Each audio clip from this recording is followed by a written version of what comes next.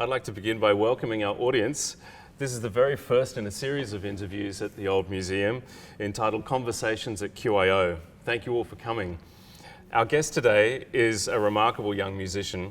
He joined QYO when he was just 9 years of age.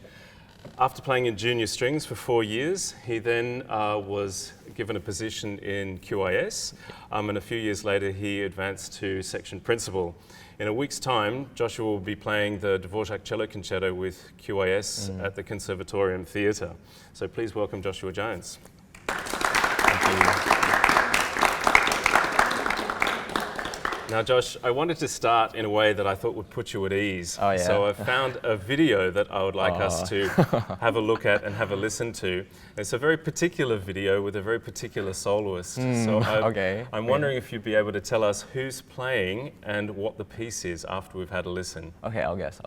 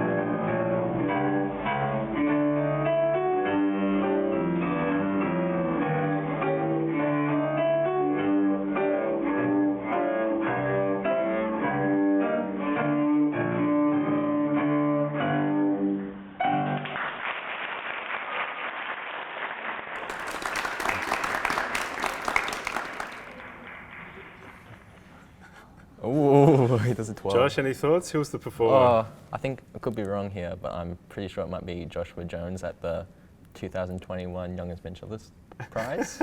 Could be wrong. But How old were you in that video? 5. Yeah, so... And what was the piece? Couldn't tell you. I can't remember exactly, but it had something to do with like rat tails or something. Rat tails. Yeah. Okay. Well, so you've come along a little bit in the few years since then. Oh, wouldn't say that. To the point where we'll be performing the Dvorak together next week. Can you tell me anything about that performance? Do you actually remember it? Look, it's it's kind of like a shadow of a memory at this point. I kind of remember like twirling the cello and thinking, yeah, I'm pretty cool. So the cello twirl. Yeah, the cello twirl was definitely the highlight of the entire performance. And then I also remember like being led off stage by the lady who was running it, because I was just basking in my glory at that point. You know, it was very. I noticed the cello twirl too. When I asked Jason to cut the video together, I made sure we left the cello twirl in. Oh yes. So you're going to do that next Saturday as well? Oh, I'll try my best. Actually. I think I might. Tell us a little bit about the early years when you started playing the cello. Were you an enthusiastic cellist, or did your mum and dad have to nag you to practice? Oh, well, okay. So in my really early years, I was like a bit of an apathetic cellist. I was just there. I was just like, I'm going to play cello, and I'm not really aware of what I'm getting myself into at this point. No, you must have been aware of the cello because your dad, of course, is a professional cellist and plays in QSO. Did you play the cello together? Was there an element of, oh, Dad's got his cello out, I'm going to get mine out and have a bit of a play? Vaguely. Like I definitely enjoyed playing a few duets with my dad. I played the Vivaldi double concerto with for 2 celli or something. That was fun. We did that for JSE as well. But that was a lot of fun. But I guess later on, it became a bit tougher to keep practicing because, I was pre-double digits age, and I was like, I want to go outside a bit more. And well, this brings me to my next question. This is why I've brought my 2 kids along who are aged 13 and 10. How much did you practice when you were their age? Oh, 13 and 10. So when I was 10, I was practicing 1 hour and a half every day in the morning. And then when I was 12, I suddenly jumped up pretty big to 2.5 hours a day. 2.5 hours a day? Wow. Yeah. Okay, that's a pretty serious investment of time for a young fella. Yeah, so, yeah. Well, then you joined junior strings at the age of 9. I remember my first rehearsal in the old museum. I was a clarinetist. I remember coming in through the doors. I remember the smell of the building. I remember where I was sitting in the ensemble. I remember the first moments together with a large group of players. Do you have any memories of your first rehearsal of junior strings? Oh, first rehearsal. Oh, yes. Okay, this is good. So when I was in my first rehearsal of JSE, well, it was definitely a bit of a shock, I guess. It was quite a jump in, because I started in WSO, like the Western Suburb String Orchestra, I believe that's what it stands for. Yes. And then that was fun and all, but I was like 7 at that point or whatever. And JSE was a big jump to a larger group. Yeah, definitely. Yeah. So it was a big jump in both sides and just also in repertoire as well. Yeah, it's so challenging as well. Yeah, we started playing some, like, I wouldn't say actual music, but like we started playing some of like some repertoire. Like I remember we played the polyphonic dances. I think that's Borden, I think. Yeah. And I remember that very clearly because that was a lot of fun. Right, and Chen Yang, of course, the conductor of junior strings, has been around QYO in one way or another for 40 or more years. Yeah. He's conducted junior strings for 27 years. Before that, he conducted QYO 3. He, of course, is a wonderful professional violinist himself. He played in QSO for a few years, and he was also concertmaster of QYO 1 back in the day when it was referred to that as opposed to QIS. Chen clearly has a bit of a magic touch with young musicians. What's his secret? Well, I remember that he definitely keeps it fun. He finds the balance between keeping it engaging and challenging, while also keeping it like not spirit breaking at the same time. And it's definitely he's very encouraging to be around. That is the magic balance, isn't it? To demand a lot, to challenge a lot of people, but nonetheless not to put them off, to make it lighthearted and fun at the same time. Exactly. Yeah. And then in 2017, you joined QIS, going straight from junior strings to the top orchestra. Yeah. Now, even when I was a teenager in the 1990s, John QYO was a living legend. Yes. And, you know, we all heard stories about him. We all wanted to be in that top orchestra. He was an inspiration for so many generations of Queensland musicians. I'm wondering, when you joined the orchestra, what was your first impression? Of John, or like, okay, so John, when I first got in there, he had a bit of a charisma about him, I would say. He definitely has a bit of a presence in the orchestra, and yeah, he was a fantastic conductor, and he just knew, like, had so much knowledge about the music, and he would just come up with these fantastic ideas. And how old were you joining QIS? Oh, I was 13 at the time. 13, so quite young for the average age of the orchestra. How was it as a social experience? Could you relate to the other players in the orchestra? I'm gonna shoot straight right now. No, I was really struggling to like adjust to like the different age group, because I'd just come from, I was probably one of the older people in JSE at that point, because I was around 12 when I left. And then I suddenly jumped up to conservatorium student age. And it was, it took a while. It took about, I'd say, the first program until I started actually daring to speak to these scary older kids. So what did you do in the breaks? Just sat at your stand and practiced? Oh, I just chilled out a bit, and I also had 1 or 2 friends who weren't too much older than me. Specifically Liam Freisberg and Kevin Shue, because they went to my school. And okay, the bad boys. The bad boys. I wouldn't say they're bad boys. I'd say they're just very affectionate towards their friends. Yes. Okay. I mostly hung around them. Okay. Just because I knew them from before that, Sure. and I started expanding from there. Your favourite QYO concert ever? Oh. Junior strings, QAS, can be anything. I got a few. Can I say like two, because I think Sure. they're pretty evenly matched. I really liked the Alpine Symphony concert we did. I think that was 2019, I believe. Yes. That was just lots of fun because of the I'm pretty sure I had played like one or two tone poems by Strauss before, but that was like the scale of it was really exciting.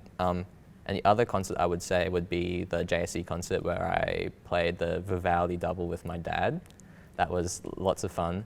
I really enjoyed being a soloist as well. That's always lots of fun. And it was just very exciting to be on stage with my dad as well, because Dad is my hero when it comes to cello. Well, we had a nice moment earlier this year when we did the side-by-side project with QYS and QSO. Oh, yes. And I had the two Joneses at the front of the cello section. Yeah. Joshua and Matthew. Yeah. That was, for me, a special concert.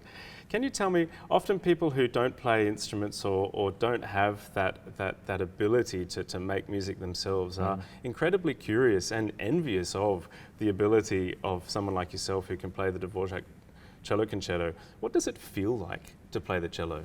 To play the cello itself is, I guess, it feels as though it's an extension of my voice as well, because when I play very lyrical music, for example, I just really like playing Bach suites, or like I've started looking at the Pulcinella suite, like the Suite Italienne, very recently, just for fun. And this, like the aria, for example, the third movement is just very lyrical, and I really enjoyed playing the lyrical music because it feels like I'm kind of extending my voice through the cello. Singing, you can sing through the cello. Yeah. Yeah, right. When I conduct an orchestra, when the orchestra is in full flight, I can literally feel the vibration of the sound coming through my feet. And it's a very physical and thrilling experience. Yeah. Now, I've always imagined when you play the cello, you've got this huge resonating piece of wood that you're wrapping yourself around, that you're hugging. Is it also a similar physical experience of the sound? It's hard to say because I'm just so used to it now. Yeah. But I can, well, obviously, it would be a vibrating movement, but you can I feel guess, the sound that you're yeah, making? you can feel the sound, yeah, definitely through the arm. Like, you can feel the vibrations coming through the strings onto your left hand, for example. And also just through your chest as well, because the cello is connected to my chest just below the pec area. Yeah. And yeah, it leaves a few marks on the chest, Yeah. also on the legs as well from squeezing, but Yeah. And yeah. if you don't play the cello for a period of time, how quickly do the calluses on your fingers fade away? Well, about that. So when I was in 2019, I went on a German exchange to Germany, and unfortunately, I did not have the opportunity to practice for about 6 weeks. I did not touch a cello for about 6 weeks, and I guess my fingers kind of, also in the German climate, it's very cold, so my fingers kind of I can kind of describe them as rusting away, I guess. Yeah, and so how long does it take to build the condition back when you start playing again? Not very long, actually, because I came back from Germany, and I was basically hopped back on the grind pretty much immediately. Yep. And my fingers, it took them about 2 or 3 days to really adjust back to the instrument. Blistered, bloodied, cracked fingers, a few days of that. Yeah, fingers bleeding just from the vibrations of the string, yeah. But they weren't bleeding. It was actually quite fine. They just felt very sensitive at first. Yeah. And then they kind of lost sensitivity again. You got the calluses back. Yeah. So the Dvorak Concerto has been described by many people to me as the Mount Everest of cello concertos. You're now able to scale those dizzying heights. What's the view from the top like when you're playing it? Is it exciting, fun, scary? Oh, I'd say it's like a bit of an ego trip, really, because once you're at the top, you're just like, I am such a god at this. It's a good feeling. Yeah, it's a good feeling. Yeah. You feel like Zeus on the top of Mount Olympus. Yes, exactly. Yes. Feel like Hurling Moses. thunderbolts at me in the orchestra. Feel like Moses coming down with the 10 Commandments. It's a good feeling, definitely. Okay. Just being the, I guess, not the melody. That's kind of lame, but just having the whole experience of everything behind you, and then you're playing on the top of that, and Yeah. And you've been working on the Dvorak for some years now. You've performed movements of it with piano, but if I understand correctly, this is the first time that you'll be performing it with orchestra next week. We've now been rehearsing for the last 3 or 4 weeks together. How do you compare the difference playing the concerto with piano accompaniment to playing it with orchestral accompaniment? Okay, well, another very candid answer at the moment.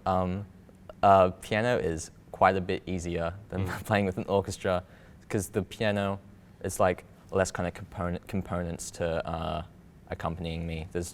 We got the accompanist, and then we just got me as well, and they can really pick up on what I'm doing basically immediately, or like intuitively even. Whereas in the orchestra, it's just this big mass of sound, and it takes a little while for them to adjust, but they definitely come through. And it's not most of the time, there's even like a delay in the sound, so they might be right with me, but then just from the distance even, the sound just takes forever to reach. Yeah. So acclimatizing to the distance, the volume of sound, also the fact that it's many, many people listening to you and adjusting and making music with you, it takes a little bit of time for people to find each other, and you perhaps don't have exactly the same flexibility that you might have with a pianist who can just jump to whatever you want to do. Yeah, definitely flexibility. Yeah. But it's obviously having a conductor is very useful. Because I'm glad you say that. Yes. The conductor, it's also quite, I wouldn't say it's challenging, but it's a bit of a shock also having to follow a conductor while I'm the soloist. Why can't everyone just follow me, you know? I think, I often think of it like a virtuous circle where I'm listening to you, you're watching me, and it's a partnership. Ideally, you have the freedom and the flexibility to do what you want, but also because an orchestra is such a vast tapestry of sound with 80 people working together, making music together, it's just a far more complicated enterprise to bring all that together. Yeah, exactly. Let me ask you a question about last night. Last night you performed in the QYO Young Instrumentalist Prize. I want to ask if you're happy with how you played. Oh, I was very happy with how I played. It was probably one of the better performances of the Dvorak I've done in a performance setting, especially in a competitive setting. I got a good recording out of it. Might not have won, unfortunately. Came fourth. Are you disappointed you didn't win? A little bit. Still in denial. Denial is the first stage of grief. So next comes anger. So be ready for next week. But the most important thing is we bounce back, right? Yeah, exactly. But tell me, because I think this is important also for younger musicians listening. If you don't play as well as you want to, or if you don't make a mistake, how do you feel and how do you recover from that? It feels pretty awful, really. At first, it definitely hits the day after, but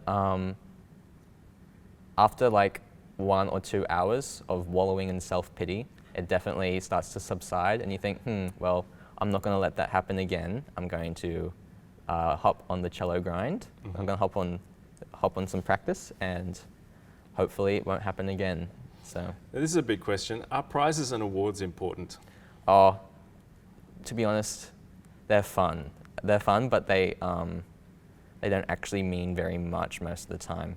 Like, for example, with last night, there was a cash prize. That was like the very least of my worries. But obviously, $1,000 is very fun. It's going to be quite exciting to use on music stuff. And I will be looking forward to other competitions where there are awards as well, but obviously it's not the be-all and end-all. But it is a tension in our lives, isn't it, as musicians, that making music is a joyous experience. But the world of professional music making is incredibly competitive, and not just because there are competitions that you can enter into, auditioning for orchestras, winning positions in orchestras. Even as young musicians, you experience that with QYO in terms of coming in, auditioning and winning a position in one of the ensembles. I think for me it's a really important message, because every single professional musician will be able to tell you that they experience setbacks and disappointments at some stage in their careers. And in a way, I think it's a good thing to be exposed to those feelings, because you need to develop that mindset that you talk about, where it's just another bump in the road and you keep your eye on where you want to go. which is in our case the next concert. Yeah, And we exactly. do have a concert coming up, I believe. Yeah, I'm pretty sure. Next Saturday. Yeah, next Saturday. Book your Dvorak Cello tickets. Concerto. Yeah, get the tickets now. Well, I'm looking forward to it Yeah. for one. In our rehearsals together, I've discovered that we share some extra musical interests, like science fiction. Yes, yes. I was wondering if you could tell me what your favourite science fiction book is. Well, my favorite science fiction book I've actually read would be Do Androids Dream of Electric Sheep by Philip K. Dick. It's What do you like about it? it's very philosophical, lots of deep thinking involved.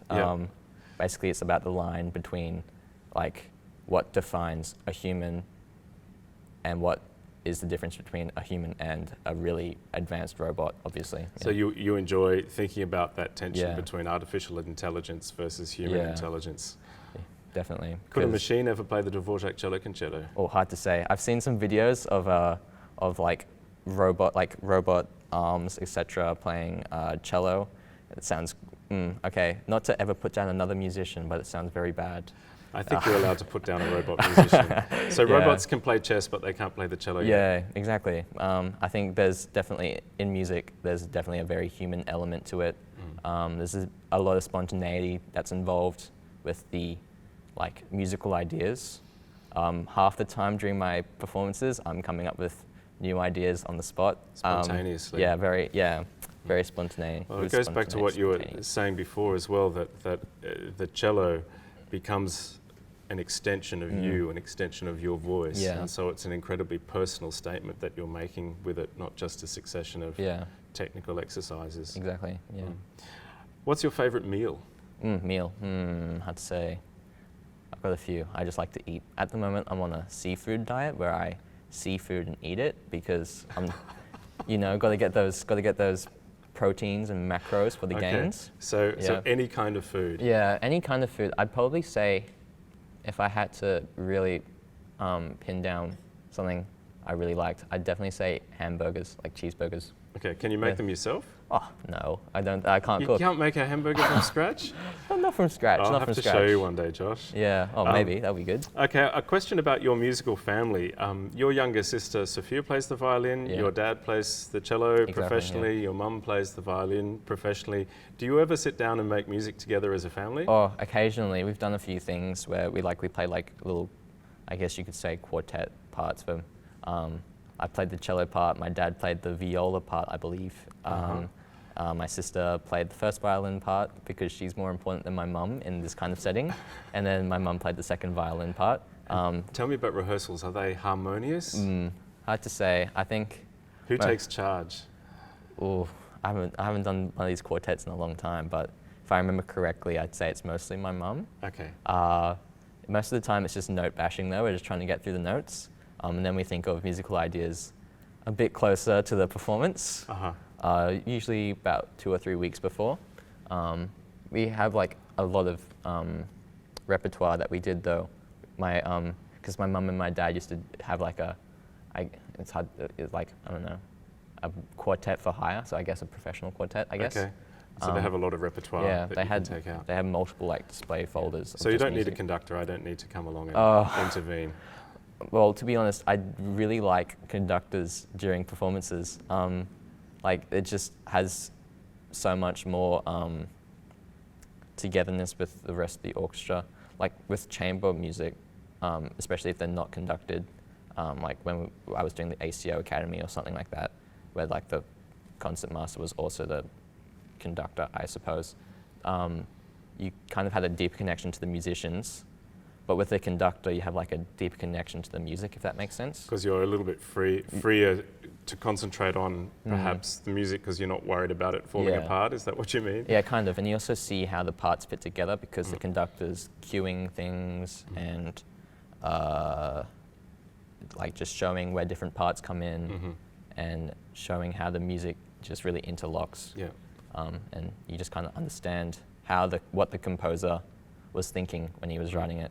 But it's still a good experience to make music in that chamber music setting without a conductor, because you also have to practice different skills, right? Yeah, exactly. You have to be so hyper alert to what other people are doing in order to be aware of what's going on around you. Yeah, exactly, yeah. 10 years from now, what would you like to be doing? 10 years. Well, I would like to still be playing cello, obviously, but I guess having a job in a professional orchestra higher up in the cello ranks would be like one of the goals. Definitely would like to be a soloist though, but that's very unlikely because I guess it's like the holy grail of musical achievements. And so if that doesn't work out, definitely like in like a big international orchestra, like of international renown, obviously would be definitely something fun to do. And I would enjoy playing music as a job. That would be good. Well, as of next weekend, you are a soloist. Yes. So you never know what can happen. Hopefully it kickstarts my career. You never know. Yeah, well, I'm looking forward to our concert together next week. Josh, thanks very much for coming in. Oh yeah, thank you very much for having me. My pleasure.